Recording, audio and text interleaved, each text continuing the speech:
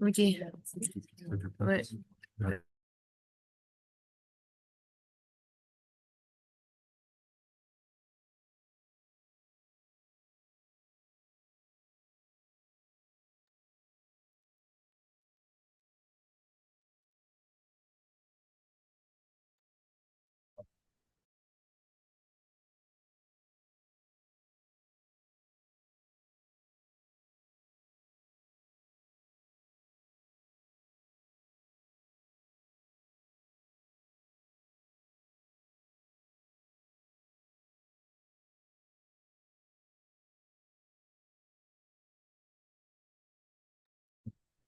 Ok, est-ce que c'est bon sur le Zoom? Est-ce que tout le monde nous entend?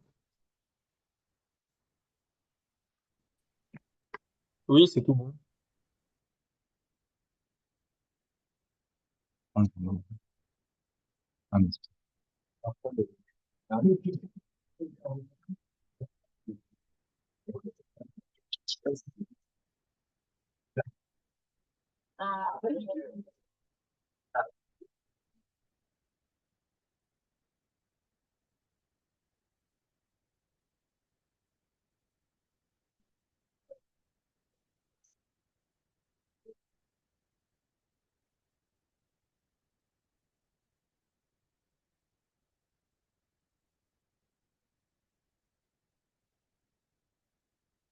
alors, donc ce soir, on peut être que trois présents, mais normalement on est cinq. JB, Léo, Elliot, et Dimitri, on peut être là ce soir. Et donc, notre projet, ça a été de faire un tour d'Europe à vélo, en s'arrêtant dans les collèges et à l'étranger, faire la sensibilisation, énergie et climat. L'idée du projet, elle est venue tout d'abord pour voyager et découvrir notre culture, notamment dans les pays d'Europe de l'Est, l'Asie mineure et du Caucase, naturel, tout en se déplaçant en océan de travail. Donc, nous, on a dû faire un voyage à vélo, parce qu'on avait vélo. En même temps, direction de sensibilisation. Et l'idée est aussi venue d'autres groupes qui ont été dans le même. Je ne sais pas si vous connaissez, par exemple, Pékin derrière nous. Le projet taille de 10 ans avant, on a repris. Encore biodiversité, on est devenu qu'on a utilisé.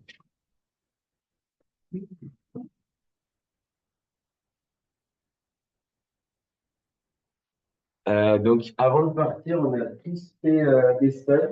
Moi, je suis en filière HEU, donc un stage de réserve dans la recherche en hydroélectrolyse à l'INRAE Saint-Martin-en-Laye et un stage de séjour de 6 mois en conduite de travaux. Voilà.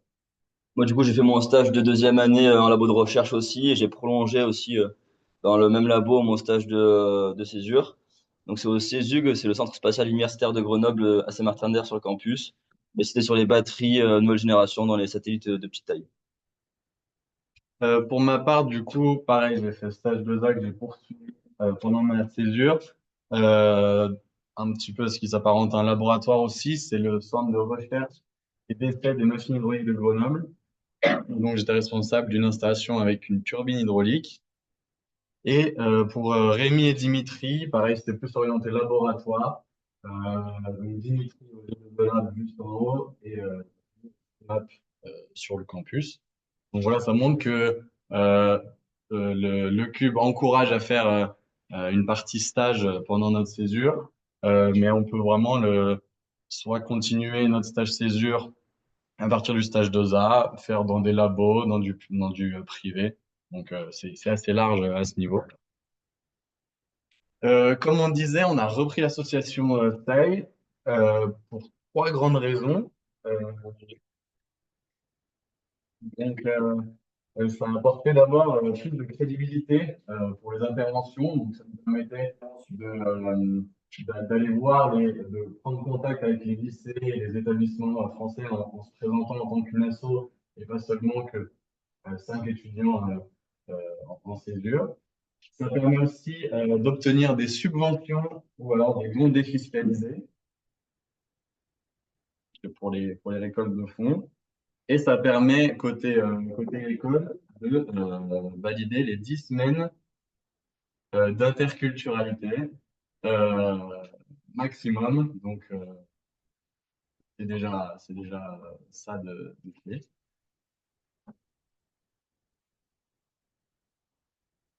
Donc, on a eu suivi des formations qui étaient pratiques pendant le stage avant de partir. C'est qu'on peut du coup faire plusieurs choses, dont suivre ces formations-là, pour pouvoir animer du coup les animations dans les lycées.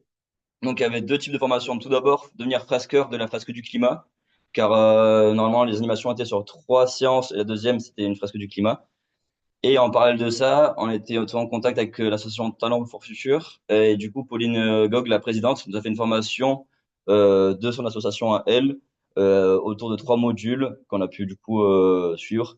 Et c'était assez intéressant. C'est pas forcément la formation qu'on a appliquée une fois dans les lycées par manque de temps, parce qu'on pouvait pas avoir les différentes classes sur 3 séances. Mais ça a permis de nous avoir beaucoup de supports, beaucoup de données fiables pour pouvoir après faire nos présentations aux lycéens. Donc c'était assez intéressant. Donc, pour la partie préparation, toujours, donc en amont, déjà, on était facilité puisqu'on avait juste un stage. Donc, une fois qu'on rentrait chez nous, on n'avait pas de devoir à faire. Ça permettait de prendre contact avec les lycéens et d'établir un petit calendrier, savoir à quel moment on pensait être dans leur pays ou leur ville. Ça nous a aussi permis du coup d'acheter, d'étaler un petit peu le matériel et également s'entraîner, du coup, pour notre cas, donc faire du vélo autour de Grenoble. Et ensuite, il y a une partie quand même budget à prendre compte au début du projet. Les dépenses, elles peuvent être assez variées. Donc, il y a tout d'abord, enfin, logique, le matos de vélo et après de bivouac pour dormir, qui représente une bonne partie du budget. Là, on partait tous de manière différente parce que certains membres avaient déjà des vélos, d'autres ont dû tout acheter comme dans mon cas.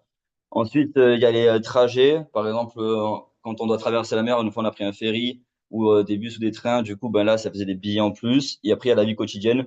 En sachant que la vie quotidienne, qu'on soit à Grenoble ou à l'étranger, dans tous les cas, on paye de quoi dormir ou manger. On a un loyer, la nourriture, tout ça. Donc, en ordre de grandeur, pour le groupe de 5, ça représentait 20 000 euros par personne, tout compris. Mais c'est vraiment en ordre de grandeur parce qu'on n'a pas toutes les mêmes dépenses. Et 000 pour le groupe, donc 4 000 par personne pour l'ensemble de la césure. Alors, ça, c'est la préparation des tests, on va partir. On a commencé le voyage le 25 février, en partant de Grenoble dans l'école. Ensuite, on avait rejoint la Diaronna, le doctorat.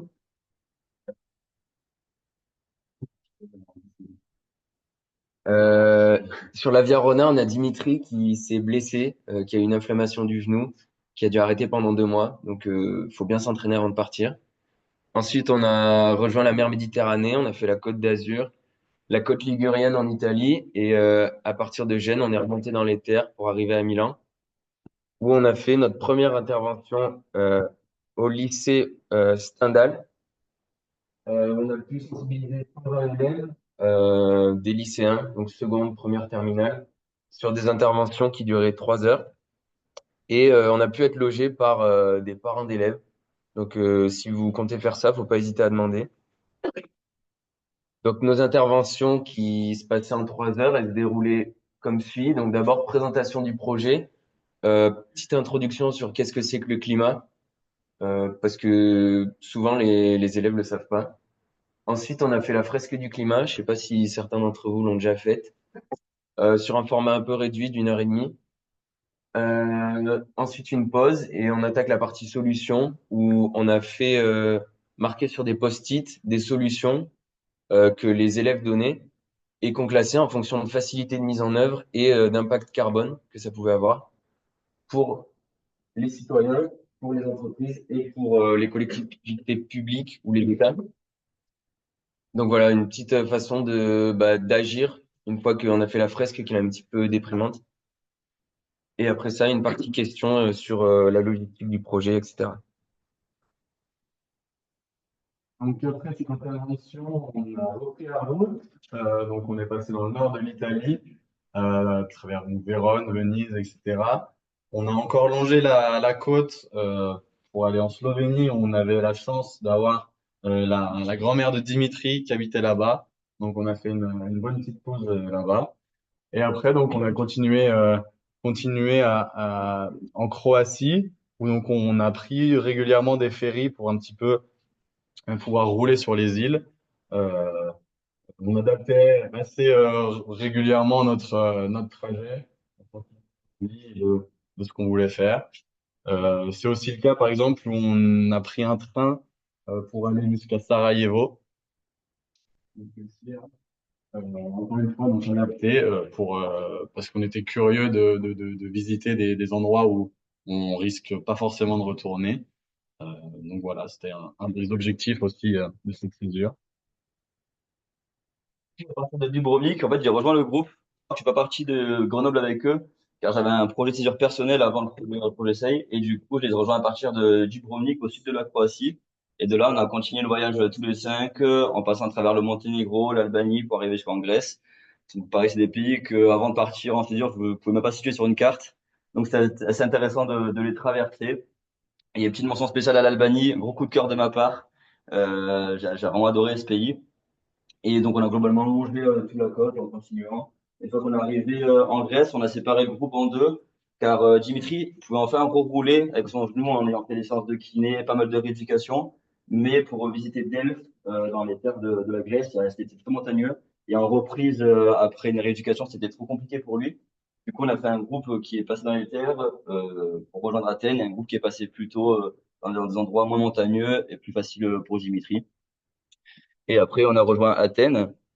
Donc, c'est le deuxième lycée français dans lequel on a fait des interventions. Donc, on en a fait. Autant pour moi. Donc, on a été dans un lycée, enfin, c'est une cité scolaire, quoi. Il y a de primaire jusqu'à la terminale. On a eu des secondes, des quatrièmes, on a essentiellement eu des primaires. Donc là, on va plutôt parler de l'activité qu'on a fait avec les primaires. Donc, c'était quelque chose de beaucoup plus léger que faire une fresque du climat, parce que pour des personnes qui ont 6 ans, 7 ans, 8 ans, c'est des notions qui peuvent être trop compliquées à comprendre. Donc, on avait essayé sur la première intervention de faire un truc un peu compliqué, enfin, qui était censé être simple pour nous, mais qui était trop compliqué pour eux. Du coup, après, on a adapté. Donc, c'est avant tout un échange de questions-réponses, car pour des enfants, rien que de se demander depuis la France combien de temps vous avez pu prendre, il y en a, ils disaient 3 heures, un jour, ils avaient aucune ordre de grandeur. Du coup, c'était hyper intéressant de voir l'esprit d'un enfant, comment il peut comprendre notre projet. Et après, pour un peu les sensibiliser au climat, leur expliquer ce que c'était que le CO2, l'impact carbone. Et on faisait une petite activité de classer différents moyens de transport, du plus polluant, moins polluant. Au début, on leur demandait des listés, puis après, par groupe dans la classe, on leur demandait, d'après toi, est-ce que lui pollue plus que lui? Du coup, ils proposaient des trucs marrants, enfin, le cheval, le ci, le ça, que des trucs qu'ils faisaient un peu, le patin rouleur, le skate, le trottinette, tous les trucs qu'ils ont, eux, ils nous ont proposé ça. On leur dit même un truc un peu plus grand, enfin bref. Donc, c'est hyper intéressant d'adapter notre discours à des gens de plus jeune âge par rapport aux lycéens, aux collégiens qui sont déjà plus compréhensifs du milieu, quoi. Ouais, l'hélicoptère le plus polluant. Nickel. Tac. Ok. C'est bon encore ça? Ok. Du coup, une nouvelle fois, on est parti d'Athènes, on a pris le ferry. Au final, on n'est pas arrivé très loin d'où nous était, on en a pris un peu plus au sud. Donc, on a profité de la Turquie pour faire du tourisme. Maintenant, on n'avait plus d'impératif de temps, si ce n'est le retour qu'on prévoyait dans un bon moment. Donc, on a vraiment profité pour voyager et rencontrer les populations locales, passer dans des endroits où enfin, on ne peut pas passer autrement qu'à vélo ou en prenant vraiment le temps en voiture. Donc, on a vu des belles cités antiques, on est rentré un peu plus dans les terres, puis on est revenu longer la côte un petit moment avant de rouler jusqu'au centre de la Turquie. Et on est la Cappadoce, donc, qui peut-être vous parle, notamment avec donc, les montgolfières qui sont au nombre impressionnant. À part la Cappadoce, qui est un endroit qui est quand même très touristique, on avait deux options qui s'offraient à nous. Donc, c'est soit de repartir directement vers l'ouest pour se rapprocher du coup de l'Europe de l'Est et de la France, soit de continuer plus loin à l'est Et en fait, la décision qui a été prise par le groupe de commun accord, c'était de se dire que l'Arménie et la Géorgie, c'est des pays auxquels peut-être on ne reviendra jamais dans notre vie, ou même ça sera très compliqué d'y aller. Alors que là, en prenant un train entre la Cappadoce et Kars, qui est une des à l'est de la Turquie, en gros, c'était quand même une petite heure de train, mais ça nous a permis du coup d'avancer de plusieurs jours, voire semaines de vélo d'un coup, et de faire ces pays-là. Une fois arrivé à Kars, on a fait une grosse boucle pour aller en Arménie et en Géorgie. Alors le tracé est comme ça parce qu'en fait, la frontière entre l'Arménie et la Turquie, pour des raisons politiques et géopolitiques, elle est bloquée. Du coup, on est passé par la Géorgie pour arriver en Arménie. On a pu visiter la capitale et après on est remonté en Géorgie et on a continué sur la frontière, sur la côte de la mer Noire pour rejoindre du coup Batumi, je crois que c'est la ville, Batumi. Et de là, vu qu'on avait pris du retard sur le planning pour notre retour, on a pris un grand bus, pareil, de 20h, 21h, entre Batumi et Istanbul, qui était la dernière, du coup, grande ville qu'on a visitée en Turquie. Et on a vraiment voulu prendre le temps à Istanbul parce qu'il y a une culture qui est assez forte. Il y a beaucoup de choses à visiter. On est resté à peu près une semaine et on aurait pu rester plus longtemps tellement il y a de choses à voir ou à faire. Mais c'était un choix de notre part aussi de bien prendre le temps, du coup à Istanbul et c'est sans regret de notre part.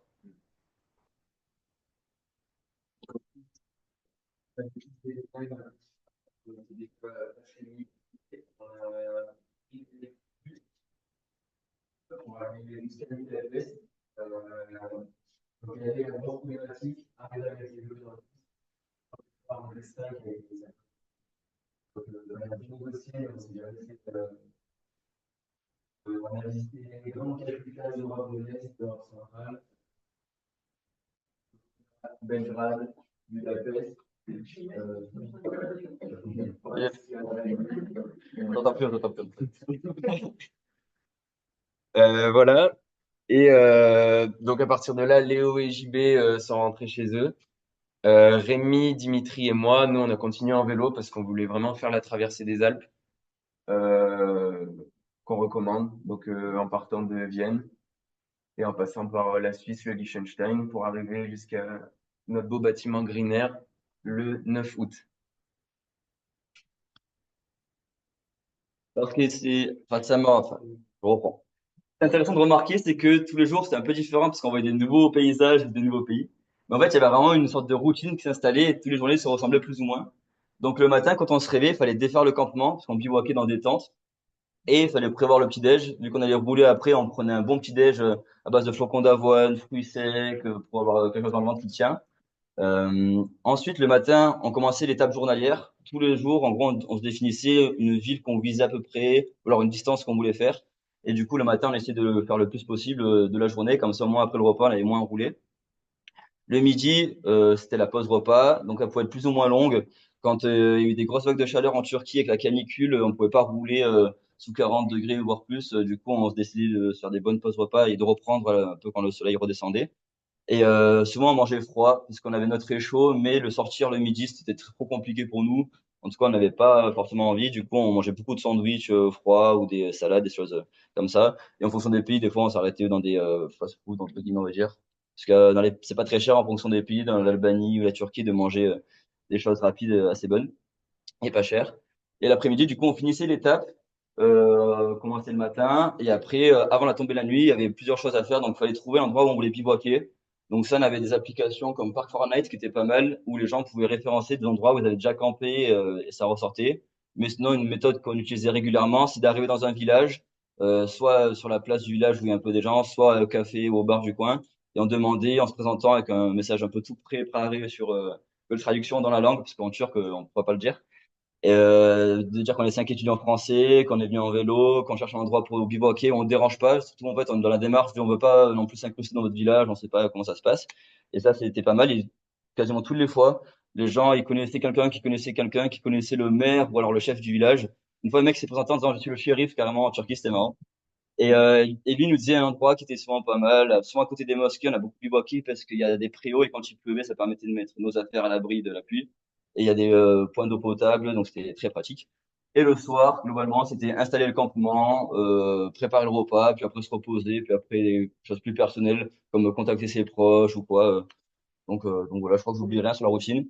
Et ça, c'est quand on pédalait. Et dans les grandes villes, les grandes capitales, c'était compliqué de bivouaquer parce que j'imaginais de mettre votre tente dans la rue à Grenoble, peut être pas forcément recommandé. Du coup, on prenait des hostels, auberges de jeunesse, ou alors en fonction des pays, quand c'était pas cher, des Airbnb pour mettre nos vélos à l'abri et que quand on avait toute notre vie dans les vélos, on voulait pas se les faire voler non plus.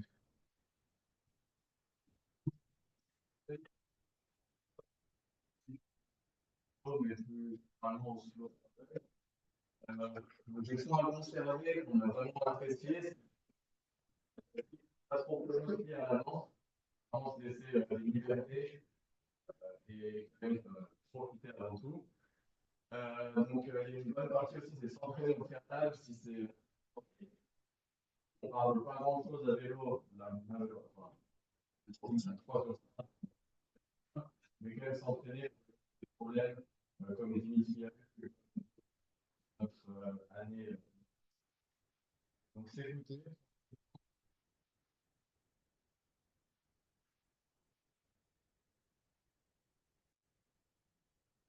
Est-ce que ça va là? On m'entend là? Euh, du coup, aussi aller vers les gens. On s'imposait un peu une yes life de dès qu'on nous proposait quelque chose, de toujours dire oui. Bon, on s'entend dans la limite de ce qu'on voulait, mais c'était vraiment quelque chose de vraiment chouette à faire. Et on conseille aussi potentiellement d'aller loin, parce que c'est ce qui change le plus. On a eu 5 mois, donc c'était une bonne occasion pour aller loin euh, avec des moyens bas carbone. Et à la limite, donc des petits trucs à modifier, c'est partir plus léger, ça évite des problèmes techniques. Aussi peut-être être plus préparé vis-à-vis des problèmes mécaniques qu'on peut avoir, pas se retrouver bloqué comme des fois on a pu l'être. Potentiellement utiliser encore plus des applications qui permettent à des personnes de proposer des logements. Euh, c'est vrai qu'on a trop peu utilisé ça avec du recul peut-être. Et après, plus basiquement, potentiellement prendre des cartes SIM prépayées pour éviter d'être bloqué. Ça, c'est des petits conseils. Après, je sais pas en fonction de l'opérateur, moi c'était mon cas. Voilà, certains pays, c'est pas cher d'acheter une carte SIM de 50 gigas ou quoi pour une semaine ou 2 semaines. Donc, si ça coûte cher pour vous, si vous achetez votre forfait, ben, prenez plutôt des cartes dans les pays en gros. Dans ce sens-là. Et donc, voilà, c'est tout pour nous. Si vous avez des questions, on est là.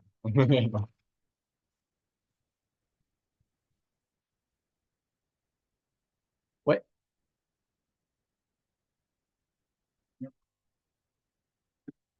À chaque fois, c'était ouais, des établissements français à l'étranger. Donc, ils géraient, enfin, ils avaient au moins le français. Il y avait ouais, quelques-uns qui étaient plutôt, qui parlaient grec, mais au moins anglais, à chaque fois. Mais globalement, ils avaient des liens avec la France, donc français.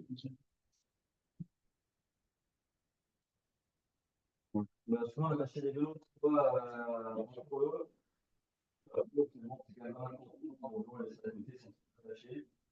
On n'a jamais eu de problème, soit dans la cuisine, la cuisine dedans.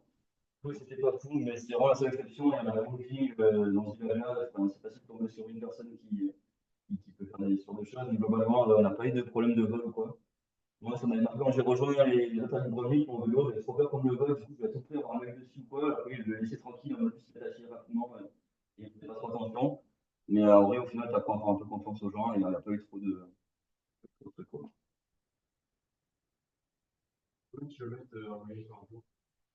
Au début,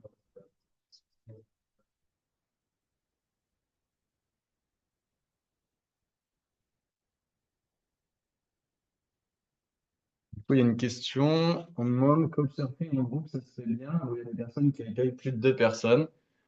Bah, du coup, nous, c'est vrai on n'a pas trop utilisé ça au final parce qu'on avait peur justement de débarquer à 5 chez, chez un habitant. Euh, dans tous les cas, faut demander et ça viendra des personnes s'ils acceptent ou non. Euh, je vois la réponse. ouais, bon. Malheureusement, on n'a pas trop utilisé cette technique. En vrai, l'idée, c'était pas. T'as pas eu un peu le seum de louper une petite aventure ou Alors, pas trop dur? oui et non, après, mon projet avant, je suis allé en Roumanie avant, on fait pas de là-bas. Je me disais que c'était arrêter des pays, je peux faire facilement en train, en bus, si ça- c'est- on était plus de rater la partie Turquie, puis de revenir en ligne. Donc, ça me pas tant de rater que ça. J'ai un peu peur aussi d'arriver dans un groupe déjà construit avec une routine, la manière de fonctionner, et de pas intégrer, donc je l'ai fait de manière assez naturelle. Je préférais le soleil que la neige. Ah ouais, technique, hein. Si jamais vous voulez pas partir en hiver, faites semblant de le faire. Quand vous avez prolongé votre stage visa pendant votre séjour, vous le saviez déjà avant votre séjour. Ouais. Et vous avez décidé au dernier. Vraiment, ce qui est prévu quand on fait le stage, quand on prend le stage, on fait pas les à quel temps on va dire du premier séjour, même si on aurait pu peut-être le faire avec les temps de stage, mais au moins, on a une solution de facilité de dire l'école, au moins, va une stage. Et en parallèle de ça aussi, on peut avoir une bonne expérience quand on fait des stages de 2 mois ou 6 mois, ça permet. Quand on fait des stages un peu plus longs aussi, ça permet de mieux s'intégrer, de mieux voir son projet qui évolue en fonction de son recherche ou c'est assez lent. Donc, c'était un peu les deux qui étaient pratiques, quoi.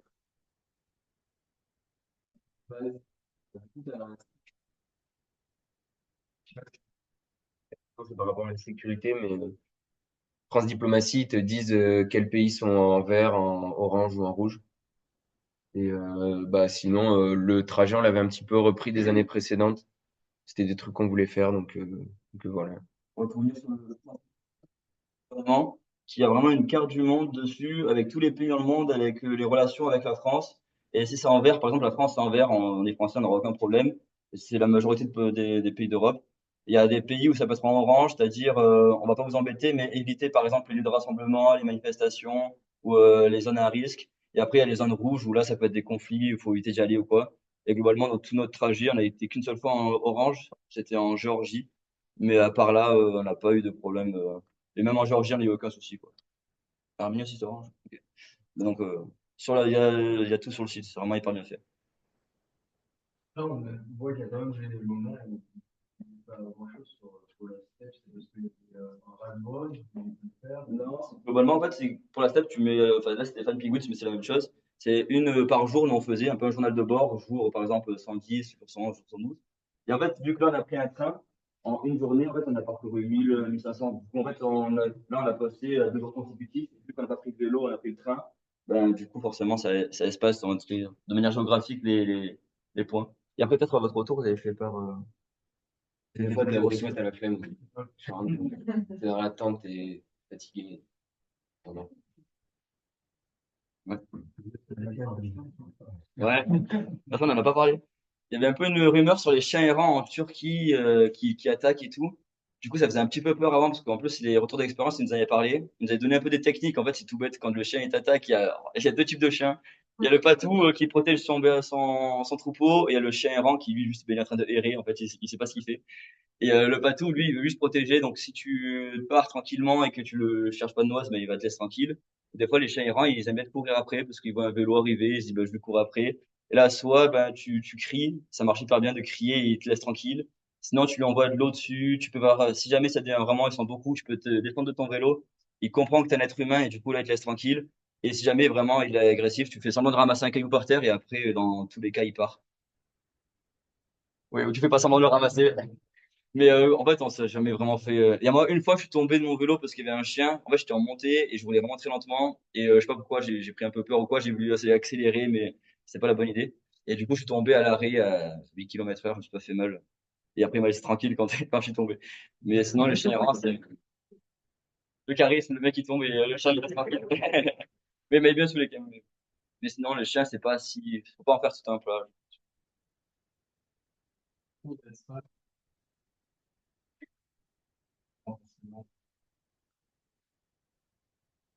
Que les amis où ils étaient deux, trois, où il y a eu peut-être plus de soucis. Alors oui, mais trop tard. Du coup, on n'a pas trop eu de subvention. Prenez vos Zito, en vrai, si vous voulez des sponsors. que ça peut prendre du temps. Moi, j'ai contacté Decathlon, tout ça, mais en fait, au final, et ils répondent aux mails au bout de assez de temps. En plus, la personne qui s'occupait de ça, moi, elle a été mutée ailleurs, du coup, c'était plus le même contact.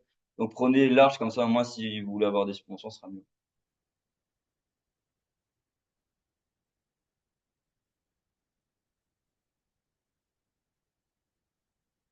Voilà, 5 jours par semaine. En moyenne, 5 jours par semaine de bivouac, je vais dire. Des semaines, on bivouac quasiment tout le temps, et après, des semaines comme à Istanbul. Mais souvent, quand on arrive dans une grande capitale, on bivouac pas. Donc. Et, c'était toujours sur le système ou des fois c'est sur la route avec des voitures arrêtées?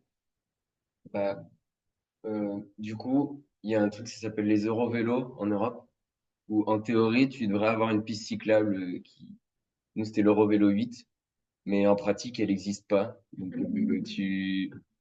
on était toujours sur des routes assez fréquentées, mais Komoot t'arrives bien, enfin, c'était Rémi qui gérait ça, mais Komoot t'arrives bien à trouver des itinéraires où il n'y a pas trop de voitures.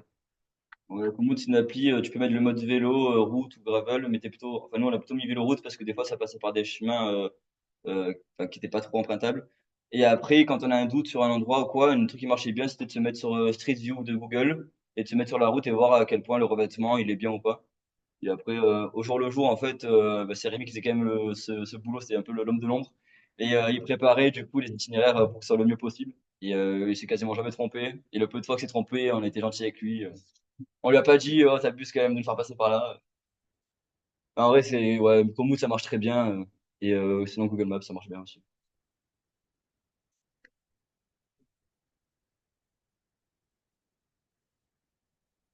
Bah, on a tous des manières différentes. Moi, j'avais une dynamo sur mon vélo, donc bah, ça permettait de la charger en continu, donc j'étais autonome là-dessus.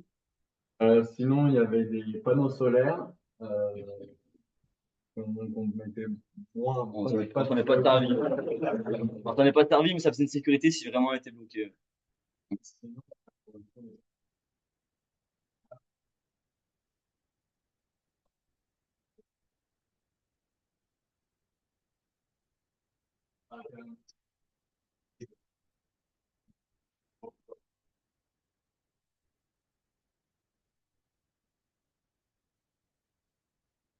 Ouais, le soir, souvent, enfin, ça dépend des endroits, mais des fois, il y a des prises dans les pros que j'ai dit tout à l'heure, à côté des mosquées, souvent, il y a des prises où on peut charger. Puis après, sinon, dès qu'on bivouaquait pas, on va remettre dans une auberge, bah là, on rechargeait à 100% les batteries. En taille, dans le groupe, il y en avait un qui avait que une petite batterie de 1 ou 2 recharges. Et moi, enfin, je vous conseille 20 ampères heure minimum. Au moins, vous êtes tranquille sur 2, 3 jours. Si vous n'avez pas d'électricité, ça marche bien. Franchement.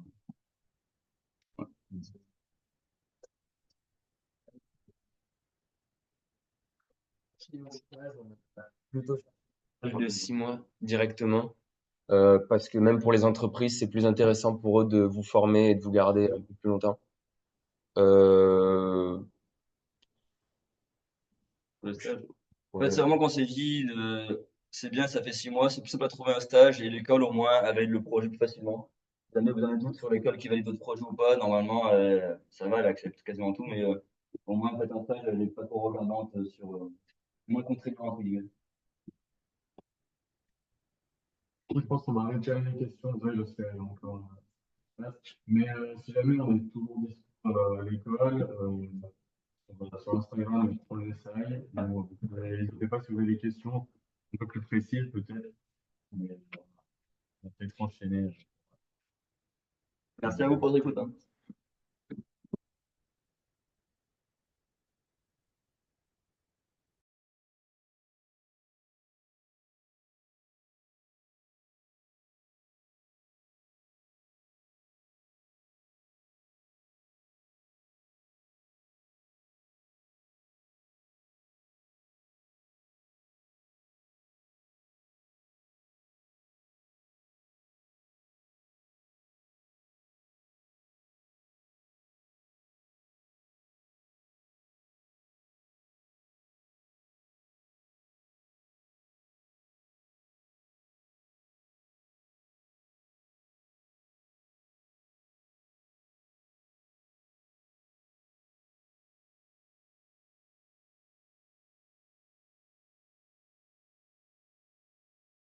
Non, ça sera bon là. J'espère. On va dire quand même. Tu me dis si il n'y a pas. Ok. Du coup, désolée. Du coup, je disais que dans ma seconde partie de césure, j'ai fait ce qu'on appelle des volontariats avec le Corps européen de solidarité et des Youth Exchange, et c'est ça que je voulais vous montrer aujourd'hui. Donc là, je vais juste faire un petit sommaire. Je vais vous présenter d'abord les objectifs, enfin, bon, bref, les objectifs de césure. Le Corps européen de solidarité, qu'est-ce que c'est? Le Youth Exchange et le Training Course, qu'est-ce que c'est? Puis vous montrer comment on trouve les opportunités pour candidater. Et après, pour finir, la logistique, les coûts, les transports et les exemples et les avis que j'en retiens un peu de ces expériences-là. Donc moi, comme je l'ai dit tout à l'heure, j'ai une formation AGI, j'ai fait un stage à Make Up Forever et mon objectif c'était de faire surtout du volontariat et du bénévolat pendant ma césure et de sortir de la sphère ingénieur et principalement rester en Europe. Donc d'abord, le Corps européen de solidarité, qu'est-ce que c'est? C'est un programme de volontariat proposé par l'Union européenne pour tous les jeunes entre 18 et 30 ans, sans exception. Euh, Où est-ce que ça se trouve? C'est dans une association, que ce soit en France ou à l'étranger. Non, c'est pas allumé. Si, c'est bon, c'est bon. J'ai Ok. que j'ai pas partagé le diapo. Ah, Excusez-moi. Hop. Désolée, Sarah. Non, t'inquiète. Chut. Voilà. Non, c'est bon. Désolée.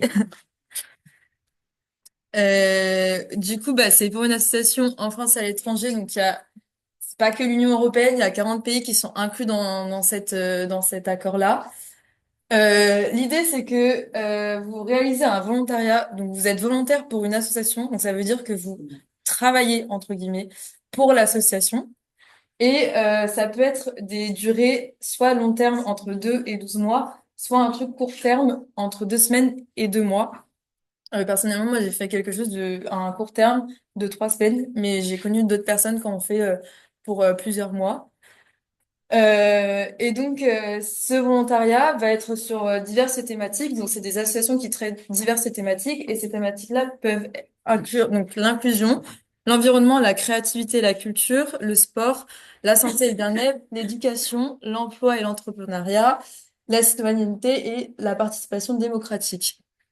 Donc c'est assez diversifié en fonction des associations. Il y a des associations qui vont être assez habituées de faire ce type de volontariat et des associations qui, en fait, c'est l'Union européenne qui va les sélectionner et qui va dire, OK, ben, vous, on vous accrédite pour pouvoir faire des corps européens de solidarité pour des volontaires. En fait, c'est comme une sorte de stage où vous n'êtes pas rémunéré. Et donc l'objectif, c'est de s'engager dans une société plus solidaire et plus durable. Donc ça, c'est un peu ce qui est dit sur le site internet. Mais pour moi, l'objectif, c'est aussi de faire des échanges interculturels, de rencontrer d'autres personnes qui viennent de divers pays de l'Union européenne ou en dehors de l'Union européenne, de découvrir d'autres langues, des nouveaux modes de vie, des nouvelles mentalités et des nouvelles méthodes de travail en fonction des associations où vous vous trouvez. Et j'ai mis un petit bonus stage parce que je sais pas si ça pourrait être considéré comme un stage à l'EQ. Enfin, voilà, c'est questionnable et je sais pas du tout, mais en tout cas, c'est un moyen pour permettre de valider, je pense, votre mobilité internationale ou votre échange, votre interculturalité.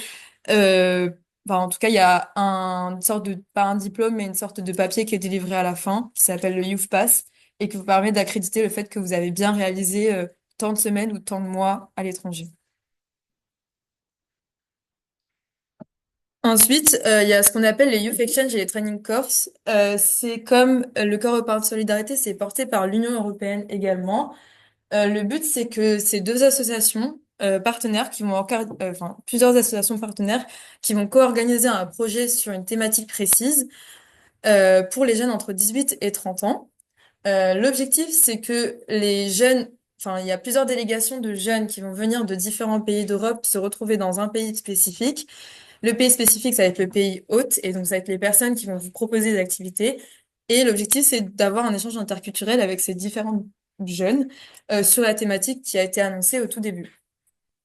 Et en fait, la thématique, elle va être traitée à travers des échanges informel, on va dire, parce que c'est plus des ateliers, c'est des energizers, c'est des mises en perspective théoriques, ou ça peut être aussi enfin, faire des vidéos ou utiliser vos talents pour essayer de comprendre la thématique en question. Euh, et donc ça, c'est le Youth Exchange. Donc c'est assez, on va dire, entre guillemets, chill parce que c'est une association qui vous a préparé tout un programme et où l'objectif, c'est de venir et vous êtes là en tant qu'apprenant et acteur aussi de la formation parce que c'est quelque chose qui est assez horizontal où il y a des gens qui vont vous proposer des ateliers, mais derrière, vous aussi, vous êtes là pour faire apprendre des choses à d'autres personnes qui viennent de d'autres pays et qui ont d'autres visions de la vie et de leur mode de vie. Et donc à côté de ça, il y a les training courses où là, ça va être un peu les youth, enfin c'est dédié principalement à ce qu'on appelle des youth workers.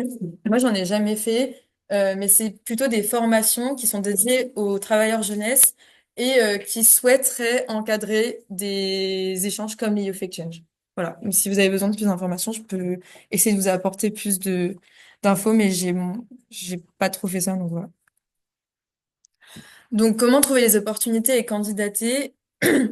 Moi, j'étais partie du constat que j'avais pas trop prévu ma césure. Je m'étais un peu laissée voir comment ça se fait, etc. Enfin, comment j'ai envie de mener ma césure. Et donc, ce que j'ai fait, c'est que je suis allée d'abord sur le portail du Corps européen de solidarité. Donc, c'est un site où il y a plusieurs offres qui sont proposées. Le Corps européen de solidarité, enfin, le réseau est assez large. Et en fait, c'est comme un site où vous demandez un stage, vous allez sur le site, après vous candidatez, vous faites une petite lettre de motivation. Ils vous disent de mettre votre CV, mais enfin voilà, enfin c'est hyper. Enfin, si vous mettez ce que vous voulez, et après les associations vont vous recontacter. Et il va y avoir un contrat après, des entretiens, voilà. Donc ça, c'était le premier moyen que j'ai utilisé. Et après, j'ai utilisé un autre moyen où, par bouche à oreille, j'ai un peu compris comment les gens faisaient pour justement participer à ce genre d'échange. C'est via les réseaux sociaux. Il y a notamment un compte Instagram que j'ai pas mis mais que je peux vous donner si jamais vous avez besoin. Ça s'appelle Erasmus Plus Project. Et en fait, c'est un compte Instagram qui répertorie et qui récupère toutes les associations qui proposent des Erasmus Plus projets, donc des Youth Exchange et qui vous permet, enfin une fois que vous cliquez sur la story Insta par exemple, va y avoir des formulaires qui sont disponibles et après pour postuler, faut remplir le formulaire en question, dire c'est quoi vos motivations, qu'est-ce qui vous amène là et après il y aura une sorte de mini entretien qui est très informel, enfin c'est vraiment pas un entretien d'embauche, c'est juste pour savoir vos motivations et c'est uniquement basé sur ça. Et un petit point d'attention, j'ai mis situation particulière parce que l'Union européenne a fait en sorte de essayer de sonder lorsque des personnes ont des situations particulières. Donc ça peut être tout et n'importe quoi. Ça peut être quelqu'un qui subit des discriminations au quotidien. Ça peut être quelqu'un qui a des apports financiers qui sont assez faibles. Enfin, ça peut être plein de choses qui ne permettent pas aux personnes de voyager facilement. Et donc cette situation particulière, elle va être retenue de la part des associations et les associations prennent en compte ce critère-là pour justement proposer à ces personnes-là davantage d'opportunités. Euh, et donc, une fois que vous avez rempli le formulaire et que vous avez rentré vos motivations, vous avez parfois, donc là j'ai mis YouthID, c'est une des associations avec qui je suis partie, vous avez parfois des formations qui sont données. C'est des petites formations pour vous expliquer ce que c'est le corps européen de solidarité, dans quelle mesure vous partez et comment vous êtes accompagné sur place. Et après, vous avez un mini entretien, ou des fois c'est juste par mail. Et après, on vous dit, bon, bah, ok, c'est bon, vous pouvez participer au projet. Et dans ces cas-là, vous prenez les billets de transport pour assurer le fait que vous veniez bien au projet. Du coup, là, je vous ai juste mis des associations d'envoi. Donc ça, c'est des associations avec qui je suis partie. Donc il y a YouthID, c'est une association qui est basée à Paris, qui propose des projets Erasmus+ et des corps européens de solidarité. Euh, Allez voir leur compte Instagram, il est super bien fait et il y a plusieurs témoignages de personnes qui sont déjà parties et c'est assez intéressant de voir ce qu'ont fait les autres personnes. Euh, Moi, je recommande beaucoup cette association-là, surtout si vous êtes parisien, parce qu'en gros, c'est une association qui va privilégier les Parisiens parce qu'elle reçoit des subventions de l'Île-de-France et de la région parisienne. Mais moi, je viens de Nantes et j'ai réussi à partir avec eux. Donc, en fait, faut tenter et voir si ça fonctionne ou pas. Mais en tout cas, je sais qu'ils privilégient les Parisiens et les Parisiennes. Ensuite, il y a Raconto, c'est une association qui est basée à Pau. Eux, ils travaillent, enfin, c'est une association qui est surtout orientée vers les médias d'information, essayer de parler de questions écologiques, socio-environnementales, crise climatique, etc., à travers les médias et rendre ça un peu fun. Donc c'est une association qui est toute récente et elle a été créée par un ingénieur qui était à l'INP de Bordeaux. Voilà. Et enfin, Ecoferly, c'est une association qui est basée sur Strasbourg. Voilà, c'est une association qui est assez sympa, avec qui je suis partie aussi et qui a un bon accompagnement. Et donc ça, et en bas, c'est les associations hôtes. Donc du coup, il y avait les partenaires. Bon, on était partenarisés avec les associations hôtes et c'est elles qui nous ont accueillis. Alors, la particularité de tout ce que je vous présente, c'est que c'est des séjours qui sont totalement gratuits. Et c'est pour ça que j'ai aussi choisi ce dispositif-là. L'idée, c'est qu'au début, on va vous demander d'avancer. Le seul frais qu'on va vous demander d'avancer, c'est le budget des transports. Le budget, il est défini en fonction des pays où vous souhaitez partir et il faut simplement conserver la preuve d'achat dès que vous réalisez, enfin, dès que vous prenez vos billets. Et la particularité, et ce que j'ai bien aimé, c'est que il y a un budget qui est alloué spécifiquement pour les gens qui veulent partir en mobilité verte. Vous pouvez partir en avion, il n'y a pas de souci, mais il y a beaucoup d'associations qui vont vous encourager à utiliser la mobilité verte. Et dans ces cas-là, ils vont vous donner un budget qui est davantage conséquent euh, pour pouvoir partir. Donc en France, c'est environ 320 euros qui sont alloués pour l'aller-retour. Et ça se fait plutôt bien pour avoir fait 3 expériences en Europe. Ensuite, le logement il est totalement pris en charge sur les lieux d'activité. Les activités sont prises totalement en charge aussi. Si jamais vous faites un trajet qui est, qui fait plus de un jour et que vous devez dormir quelque part, souvent les associations vous offrent la possibilité de prendre en charge l'hostel dans lequel vous allez dormir pour pouvoir justement faire de la mobilité verte, ce que j'ai trouvé pas mal comme dispositif. Et ensuite, les repas sont pris en charge, les activités également. Et la spécificité, c'est que vous avez souvent des temps libres au milieu de votre semaine. Et il y a quand même un peu d'argent de poche qui va vous être donné en échange de... Enfin, il y a l'argent de poche qui vous est donné parce que vous faites ce que vous voulez. Et donc, dans ces cas-là, vous utilisez l'argent comme vous voulez, il n'y a pas de problème. Juste, faut conserver les preuves d'achat. Et enfin, bah, parce que le séjour, il est aussi gratuit et que les associations essayent souvent de se faire connaître et essayent de proposer ce genre d'activité pour tout le monde et ça leur permet d'avoir des subventions, bah, la restitution, c'est un point qui est assez important pour les associations. Partager, relayer et faire des retours d'expérience. Et les associations vont souvent vous demander un retour d'expérience sur un petit questionnaire, donc qui est dédié à l'association en soi. Après, le Erasmus+, va aussi demander des retours et là, c'est un peu plus décorrélé des associations, ce qui vous permet de faire un retour un peu plus, un peu plus franc, on va dire, si là, ça s'est pas forcément bien passé avec l'association. Donc moi, rapidement, et si vous voulez que je vous précise un peu plus après, je pourrais. Mais du coup, j'ai fait 4 destinations avec ces programmes-là. Donc, je suis partie en Corée européen de solidarité et j'ai aidé une association. Du coup, j'étais volontaire dans une association qui proposait un festival de danse et notre objectif, c'était de promouvoir ce festival de danse 1 ou 2 semaines avant le festival. Donc, moi, je m'occupais de la partie photographie et communication. Et c'est là où j'ai découvert la photographie, ce qui m'a amené à faire le Youth Exchange en Pologne, à Poznań, et où le but c'était de créer une exposition photo sur la thématique de l'immigration, donc comment l'immigration elle est représentée dans les médias. C'était une expérience assez intéressante parce que j'ai rencontré des personnes qui avaient immigré des personnes ukrainiennes et des personnes biélorusses.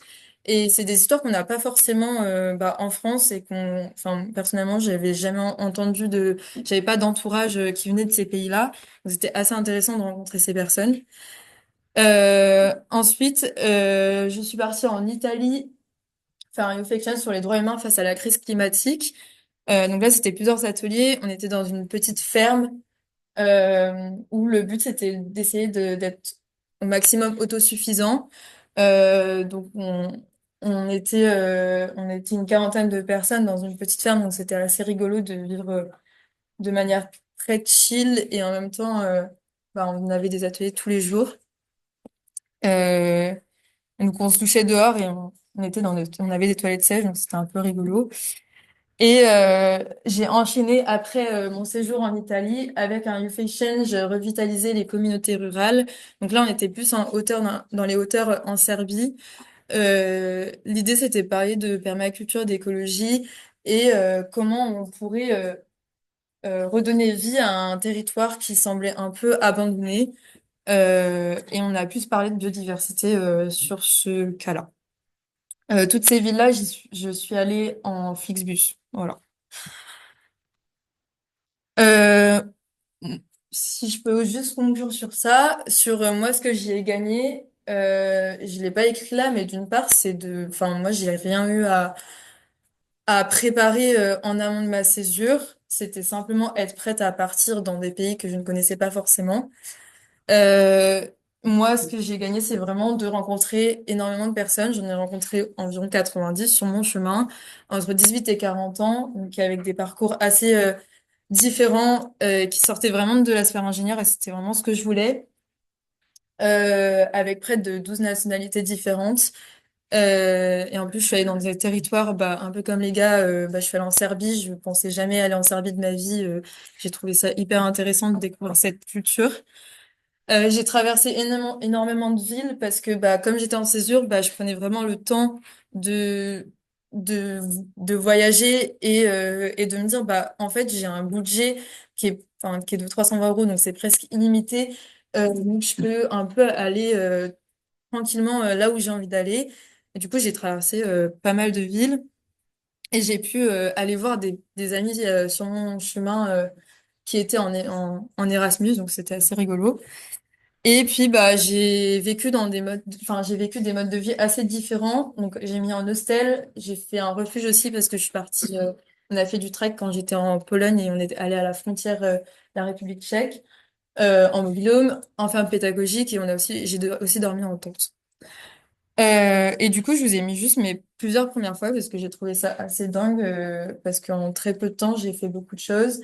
J'ai fait un trek pour la première fois. J'ai fait un interrail, qui est le dispositif de voyage en train de l'Europe, qui était assez intéressant. Et j'ai fait des activités à plein temps, qui étaient culturelles et qui étaient pas du tout pas du tout techniques. Donc c'était assez intéressant. Et j'ai voyagé plus de 11 heures en bus, qui est une expérience assez rigolote quand on y réfléchit. Et enfin, j'ai parlé deux langues principalement, surtout l'anglais. J'ai beaucoup pratiqué l'anglais et j'étais pas plus fière de l'avoir fait. Et l'espagnol, un tout petit peu quand j'étais à Barcelone. Donc voilà, je suis allée un peu vite, mais si vous avez des questions, n'hésitez pas. Et je pourrais mettre les contacts, les comptes Instagram, etc. où on trouve les informations à disposition. Voilà.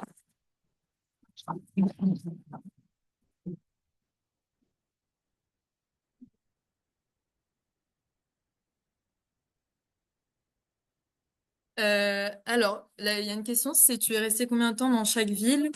Alors, pour Barcelone, comme c'était un corps européen de solidarité, donc c'était plus de 2 semaines, donc je suis restée 3 semaines. C'était un séjour court, du coup. Et après, pour les autres villes, je suis restée entre 1 semaine et 2 semaines. En Italie, je suis restée 2 semaines. Et dans les autres villes, je suis restée plutôt un ordre d'idée, c'était plus une semaine. Voilà.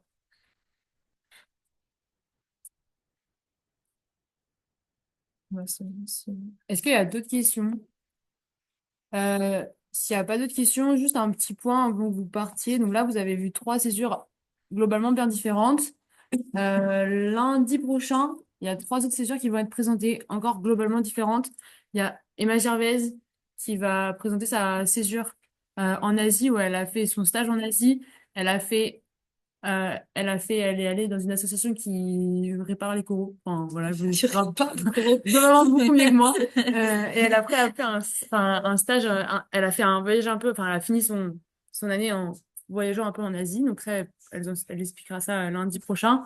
Il y a le programme Séphir qui est allé euh, mettre des panneaux photovoltaïques sur un dispensaire à Madagascar qui vous expliquera aussi leur projet, comment ils ont monté leur projet, etc. Et moi, pour ma part, je vous expliquerai aussi une césure qui était aussi assez riche et variée en plein d'expériences différentes. Donc, ce sera encore différent de ce que vous avez vu aujourd'hui. Donc, n'hésitez pas à revenir lundi pour en apprendre vraiment plus et pour savoir tout ce que vous pouvez faire en césure et qu'il n'y a pas besoin d'avoir des énormes gros projets préparés un an à l'avance pour partir en césure. Il y a aussi plein d'autres moyens pour les faire. Donc voilà, n'hésitez pas à revenir et à tourner autour de vous, en tout cas, pour informer les gens. Voilà. Et c'est tout ce que j'avais à dire. De toute façon, on refera de la com là-dessus. Je pense qu'il y a de la com qui sera refaite sur qui passera lundi et voilà. Et est-ce que je le dis fort? C'est tout le monde parle. Est-ce que tu conseilles de faire plein de villes différentes ou tu aurais parfois préféré rester plus longtemps au même endroit? Moi, ce que je conseille, c'est ça dépend de quelle ville dans laquelle tu es et avec quelle association tu pars. Honnêtement, le Corps européen de solidarité que j'ai fait à Barcelone, c'est pas forcément passé comme je le voulais. Et par conséquent, j'étais plutôt contente d'être partie plus tôt. Et en fait, c'est un peu cette question-là de choisir la bonne association. Ce qu'il faut essayer de regarder en amont, c'est de voir s'ils vous demandent des frais, parce que c'est pas normal de demander des frais en amont. De voir à quel point il faut s'investir, parce que vous êtes volontaire et à tout moment, vous avez le droit de partir. Et voilà. Et enfin, ça, en fait, ça dépend vraiment de toi, tes envies. Et il faut savoir que si tu décides de partir pendant longtemps, tu peux bah, te dire à un moment, en fait, j'ai plus envie d'être là et tu peux partir et t'es dans tes droits. Et moi, ce que je conseille surtout, c'est d'avoir une association qui soit partenaire en France. Et comme ça, bah, si tu as une association partenaire en France, elle peut t'aider à faire le choix de bah, qu'est-ce que tu fais? Est-ce qu'il faut que je parte? Est-ce qu'il faut que je reste? Voilà. Euh, Après, ça reste un engagement quand même. Je sais pas si j'ai répondu à ta question. Ouais, bah super. Avec plaisir. Attends, c'est bon. Tu fais un Je vais arrêter le partage. Ah oui, mais en plus, on ne voit pas du tout. Merci à tous. On va arrêter le... member et ça sera Bergès. Et on va refaire la com. Et je vais juste mettre Ouais, Bergès, on va. Là, on a le nom parce qu'il y avait de... des événements. Enfin, il y avait des trucs. Mais de toute façon, là, je peux pas faire. Enfin, ça va, c'est un peu comme je peux pas mélanger les gens. Mais de toute façon, ça sera refait sur les CCQ parce que j'ai déjà fait 2 posts sur le CCQ, donc je vais en refaire. Et sur le cercle CCQ, il va, je pense que je leur demanderai de reposter sur Insta. Ouais, ah, vous venez pas Ah, bah, du coup, le précédent message, il avait été posté sur le groupe de promo, donc de G? Vous l'avez posté sur G? De quoi? Ouais, je l'ai posté. Ah, bah, Enfin, ça va, non, elle a posté sur le truc de J. Ouais, bah, oui. Vous êtes de J? Ouais, Ah, bah, trop cool. Bah, passez le message si jamais, mais c'est trop cool qu'il y ait des gens qui veulent faire des sessions. ouais, si jamais les filles, il y aura un Zoom, sinon. Si jamais c'est pas possible. Enfin, c'est mieux en présentiel, mais si jamais Ouais. préférez un Zoom, il y aura. Voilà. Ouais. À dire aussi aux GX qui peuvent potentiellement pas. Ouais, on passera le Zoom, je pense, à la prochaine fois. Salut, bonne soirée. Je ferme. Ouais. Elle est pas mal.